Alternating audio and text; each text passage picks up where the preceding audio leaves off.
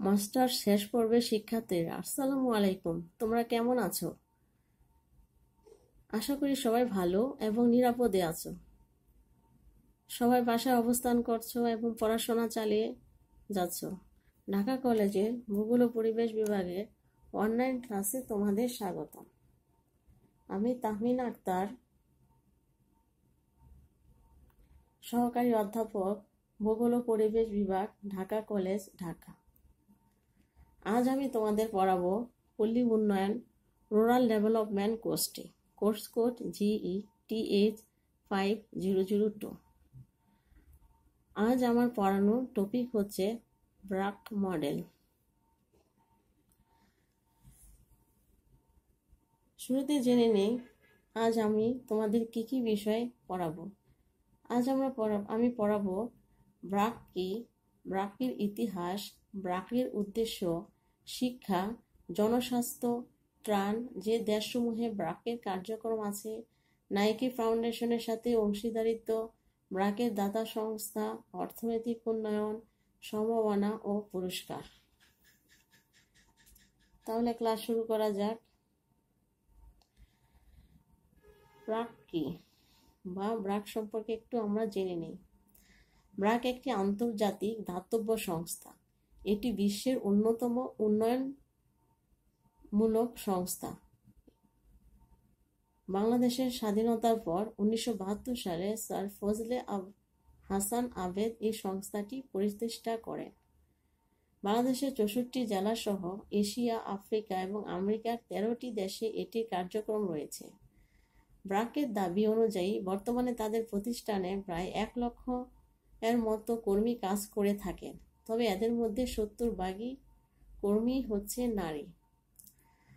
ব্রাকের পরিষেবার আওতায় আছে 126 মিলিয়ন লোক। একটি সামাজিক উদ্যোগের মাধ্যমে প্রতিষ্ঠানটি স্বতহিবলযুক্ত দুগ্ধ, খাদ্য, কৃষি, গবাদি পশু খামার ও হস্তশিল্প সহ বিভিন্ন ধরনের প্রকল্প অন্তর্ভুক্ত করে থাকে।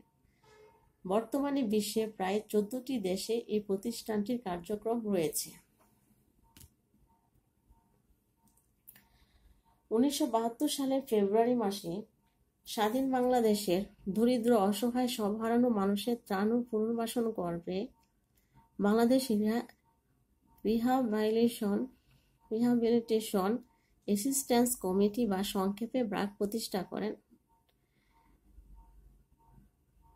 ফজলে হাসান আবেদ। যুদ্ধের পর সিলেটের সাল্লায় জঙ্গলস্তূপের মধ্যে বসবাসরত লোকজনকে দেখতে গেলেন। তিনি সেখানে গিয়ে সাল্লায় উন্নয়ন কার্যক্রম করার সিদ্ধান্ত নেন।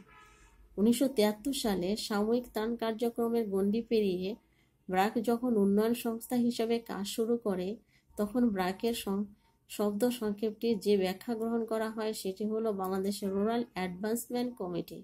বর্তমানে ব্যাখ্যামূলক কোনো শব্দ সমষ্টির অপেক্ষা না রেখে এই সংস্থা শুধু ব্রাক নামেই পরিচিত।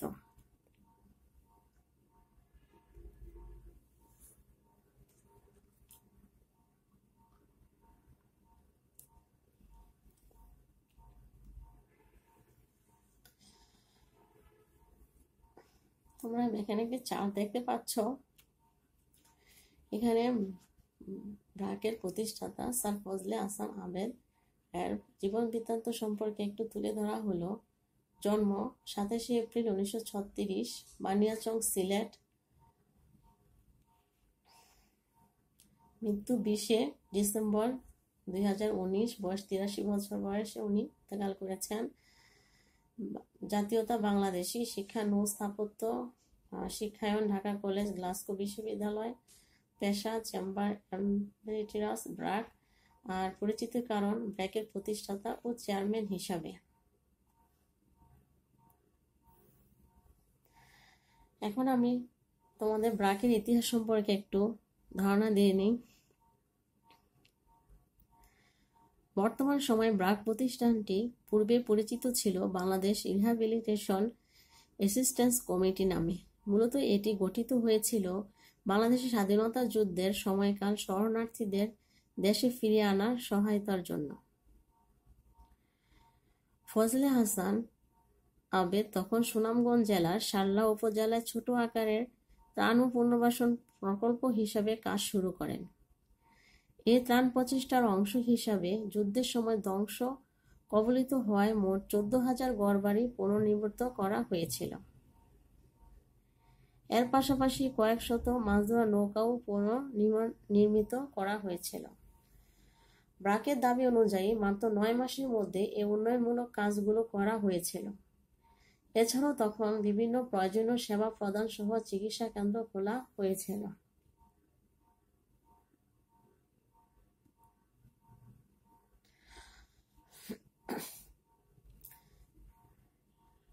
ব্র্যাক 70-এর দশকের মাঝামাঝি সময়ে কৃষি উন্নয়ন, মৎস্য সমবায়, ব্র্যাক কারুশিল্প, বয়স্কদের শিক্ষা, স্বাস্থ্য, পরিবার পরিকল্পনা, নারীর জন্য বৃত্তিমূলক প্রশিক্ষণ, কমিউনিটি সেন্টার নির্মাণের মাধ্যমে গ্রামের উন্নয়ন কর্মসূচির মধ্য দিয়ে সামাজিক উন্নয়নে ব্যাপক অবদান রেখেছিল।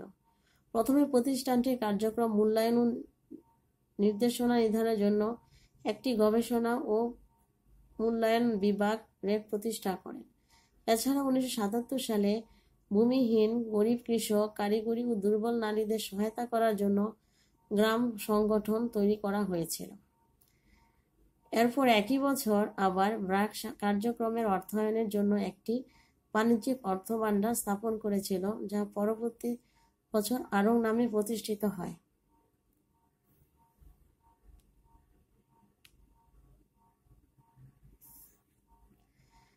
সত্তর দশকের শেষের দিকে বাংলাদেশে শিশু মৃত্যু একটি প্রধান কারণ ছিল ডায়রিয়া। 1979 সালের ফেব্রুয়ারিতে শার্লা উপজেলায় 2 গ্রামে ব্র্যাক ডায়রিয়া প্রতিরোধে করণীয় বিষয়ে প্রচারণা শুরু করে। প্রচারণাতে গ্রামীণ মায়েদেরকে তাদের ঘরে থাকা উপাদান থেকে কিভাবে ডায়রিয়া নিরাময় ঔষধ ORS তৈরি করা যায় এবং ডায়রিয়া হলে কিভাবে ওষুধ সেবন করতে হয় তা শেখানো হয়েছিল।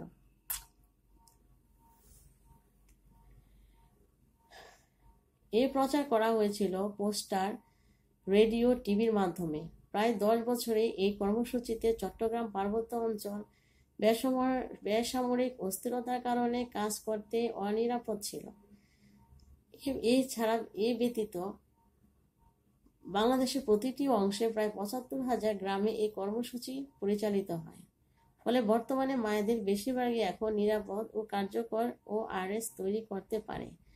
বাংলাদেশে OTEP শুরু হওয়ার সময় এই চিকিৎসাটি খুব কমই পরিচিত ছিল, কিন্তু 15 বছর পরে গ্রাম অঞ্চলে এটি 80% চেয়ে বেশি ক্ষেত্রে গুরুতর ডায়রিয়ার জন্য ব্যবহৃত হয়, যা পৃথিবীর মধ্যে সর্বোচ্চ হারের মধ্যকার একটি।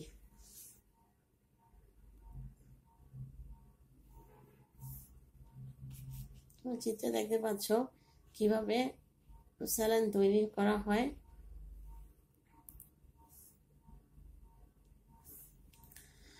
ব্র্যাক 1985 সালে উপ-আনুষ্ঠানিক প্রাথমিক শিক্ষাদান শুরু করে, যা এখনো বিদ্যমান। 1986 সালে ব্র্যাক তার গ্রামীণ উন্নয়ন কর্মসূচি শুরু করে, যা 4টি প্রধান কার্যক্রমকে অন্তর্ভুক্ত করে। সেগুলো হলো প্রাতিষ্ঠানিক ভবনে গঠনমূলক শিক্ষা, প্রশিক্ষণ, ঋণ কার্যক্রম, আয় এবং কর্মসংস্থান সৃষ্টি। 1991 সালে তারা নারী স্বাস্থ্য উন্নয়ন কর্মসূচি শুরু করে। পরের বছর ব্র্যাক রাজেন্দ্রপুরে ডেভেলপমেন্ট ম্যানেজমেন্ট সেন্টার সিডিএম প্রতিষ্ঠা করে।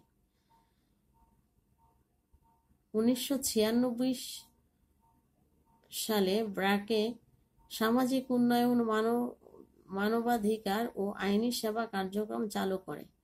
1998 সালে ব্র্যাকের দুগ্ধ এবং খাদ্যকর প্রকল্প শুরু করে। এরপর ব্র্যাক একটি তথ্য প্রযুক্তি ইনস্টিটিউটও চালু করে।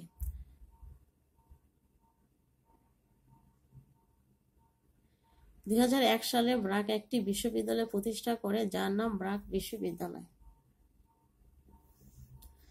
ব্র্যাকের উদ্দেশ্য: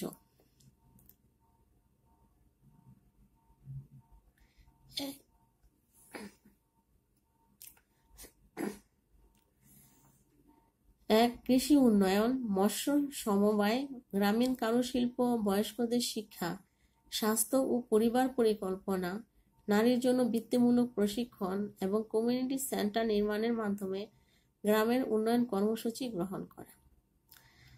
ব্র্যাকের দ্বিতীয় উদ্দেশ্য দরিদ্র মানুষদের নিয়ে কার্যকর সংগঠন গড়ে তুলে আর্থসামাজিক ও রাজনৈতিক ক্ষেত্রে প্রত্যাশিত পরিবর্তন আনতে সাহায্য করা।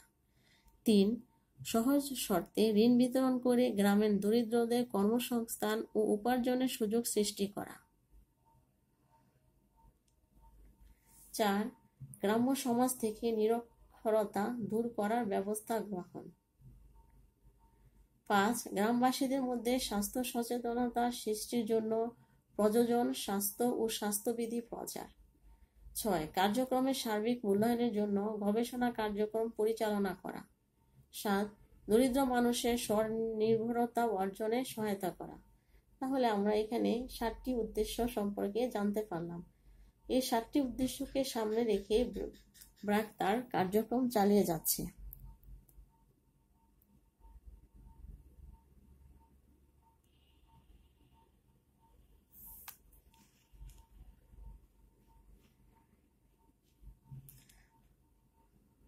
ব্র্যাকের উদ্দেশ্যগুলো মোটামুটি তুলে ধরা হলো। শিক্ষা। বাংলাদেশের প্রাথমিক শিক্ষার সাথে যুক্ত বৃহত্তম এনজিওগুলোর মধ্যে একটি হলো ব্র্যাক। 2012 সালের শেষের দিকে তালিকা অনুযায়ী ব্র্যাকে প্রায় 22,700টি আনুষ্ঠানিক প্রাথমিক বিদ্যালয় রয়েছে। এই বিদ্যালয়গুলোতে প্রায়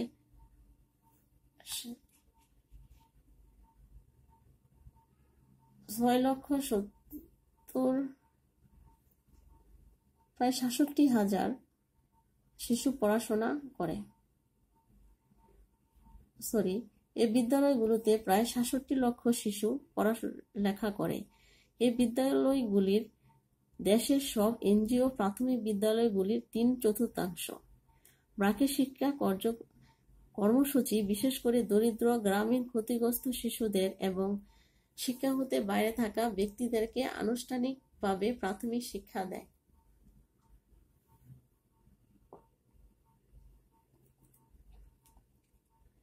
সাধারণত এক কক্ষে একজন শিক্ষক এবং 33 জন শিক্ষার্থী নিয়ে একটি শ্রেণী গঠিত হয়। পাঠদানের মূল বিষয়গুলোর মধ্যে গণিত, সামাজিক গবেষণা, বাংলা। সহশিক্ষা প্রদানের পাশাপাশি শিক্ষার্থীদেরকে তারা খাদ্য প্রদান করে থাকে।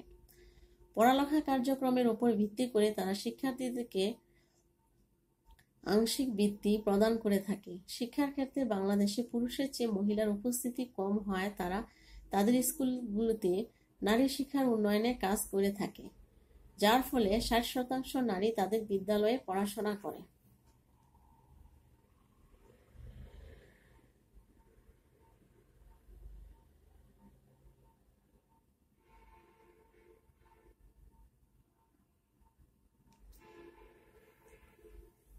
জনস্বাস্থ্য। ব্র্যাক 1977 সালে প্যারামেডিকেলের মাধ্যমে চিকিৎসাগত প্রাথমিক সেবা এবং স্ব-অর্থায়ন স্বাস্থ্য বীমা প্রকল্পের মাধ্যমে জনস্বাস্থ্য সেবা প্রদান শুরু করে। ব্র্যাকের উত্তর-পশ্চিম মাইক্রো ফিন্যান্স এক্সপোশন প্রজেক্টের 2007-এর প্রভাবের মূল্যায়নে দেয়া যায় ব্র্যাক প্রকল্পগুলিতে নারী অংশগ্রহণকারীদের মধ্যে বিবাহ ও তালাক সহ আইনি বিষয়গুলো নিয়ে এর সচেতনতা বেড়েছে। এছাড়া নারী অংশগ্রহণকারীদের আত্মবিশ্বাসও বাড়ানো হয়েছিল এবং ফলে তখন গৃহের ঘটনাগুলো ক্রমে ক্রমে হ্রাস পেতে থাকে। 2002 সালের আগে নারীদের প্রতি একটি সহিংসতার দিক ছিল, সেটা হচ্ছে অ্যাসিড নিক্ষেপ, যা প্রতিরোধের জন্য ব্র্যাক 2002 সালে অ্যাসিড নিক্ষেপ প্রতিরোধে আইন প্রণয়নে বিশেষ ভূমিকা পালন করে, যার ফলে বছরে অ্যাসিড নিক্ষেপ 15 থেকে 20% হ্রাস পায়।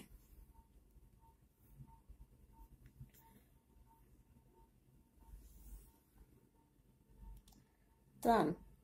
ব্র্যাক 2007 সালে নভেম্বরের মাঝামাঝি সময়ে দক্ষিণ পশ্চিমাঞ্চলীয় উপকূলের এলাকাগুলিতে ঘূর্ণিঝড় সিডরের আঘাত হানার সময় ত্রাণ বিতরণ কার্যক্রম পরিচালনা করে।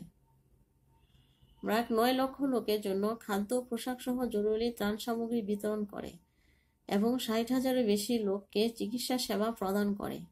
ব্র্যাক এখন দীর্ঘমেয়াদী পুনর্বাসনের উপর মনোযোগ দিয়েছে যার ফলে অন্তর্ভুক্ত রয়েছে কৃষি সহায়তা, অবকাঠামো পুনর্গঠন ও জীবিকা উপার্জন।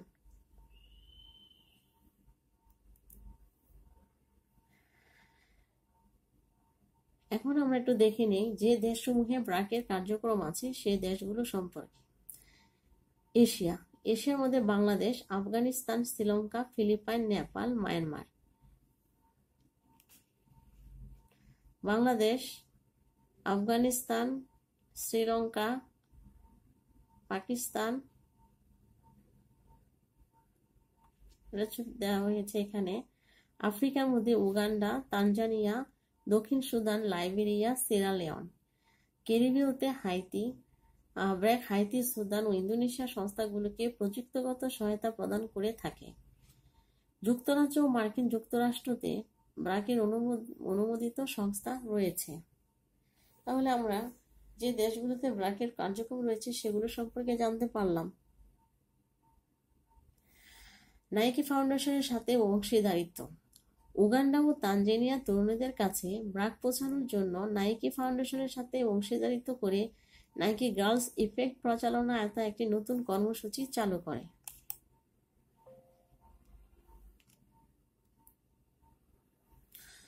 অর্থনৈতিক উন্নয়ন। ব্র্যাক ক্ষুদ্র ঋণ প্রকল্প শুরু করে 1974 সালে। এটি ব্র্যাকের পুরনো একটি কার্যক্রম যা বাংলাদেশের সকল জেলায় রয়েছে। এটি বেশিরভাগ দরিদ্র, ভূমিহীন ও গ্রামীণ নারীদের মুক্ত ঋণ সরবরাহ করে তাদের আয় করতে এবং জীবনযাত্রার মান উন্নত করতে সহযোগিতা করে। ব্র্যাকের মাইক্রো ক্রেডিট প্রকল্প প্রথম 40 বছরে $1.4 বিলিয়ন মার্কিন ডলার ঋণ দিয়েছে। এর মধ্যে নারী হলো 95% এবং পরিশোধের হার হলো 98%। 1988 সালে ব্র্যাক সারা দেশে কমিউনিটি কমিউনিকেশন প্রকল্প শুরু করে। 1978 সালে খুচরা বিপণন আড়ং প্রতিষ্ঠা করে। এটি প্রান্তিক পর্যায়ে জিনিসপত্র বাজারজাত করে। আড়ং প্রায় 65,000 কারিগরকে সেবা প্রদান করে এবং সোনা, রূপার গয়না, চামড়া, কারুশিল্প ইত্যাদি বিক্রি করে থাকে।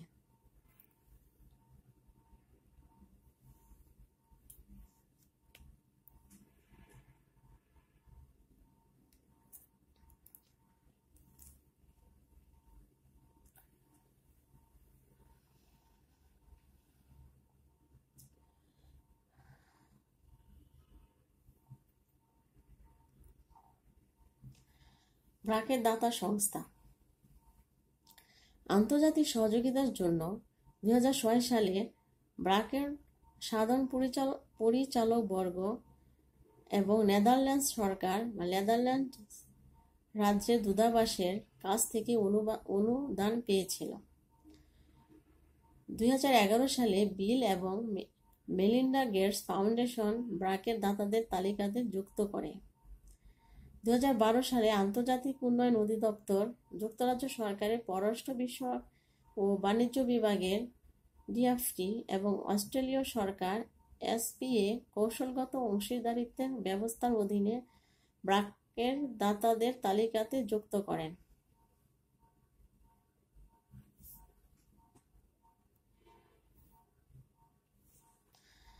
সম্মাননা ও পুরস্কার।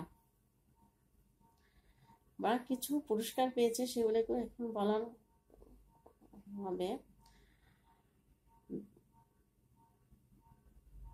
বিশ্বের 1 নম্বর এনজিও 2018 সালে পুরস্কার পেয়েছে। এনজিও অ্যাডভাইসর কর্তৃক বিশ্বের 1 নম্বর এনজিও 2017 সাল। এনজিও অ্যাডভাইসর কর্তৃক বিশ্বের 1 নম্বর এনজিও 2016 সাল। স্বাধীনতা পুরস্কার 2007 সাল।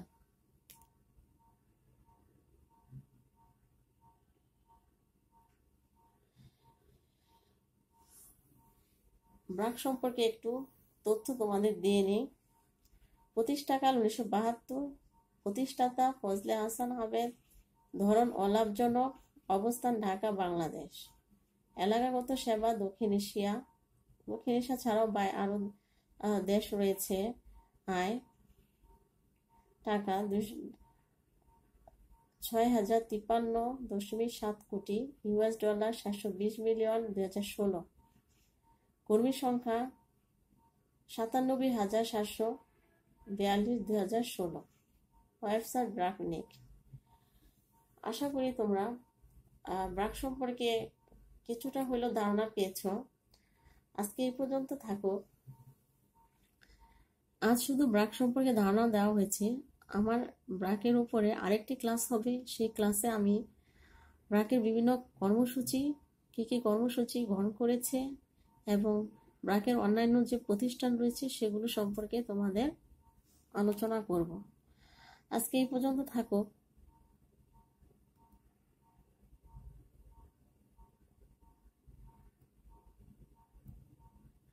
সবাই ভালো থেকো, সুস্থ থেকো। বাসায় অবস্থান করবে, অবশ্যই স্বাস্থ্যবিধি মেনে চলবে। সবাই ভালো থেকো। আবারও বলছি, সবাই ভালো থেকো, সুস্থ থেকো। সবাইকে ধন্যবাদ।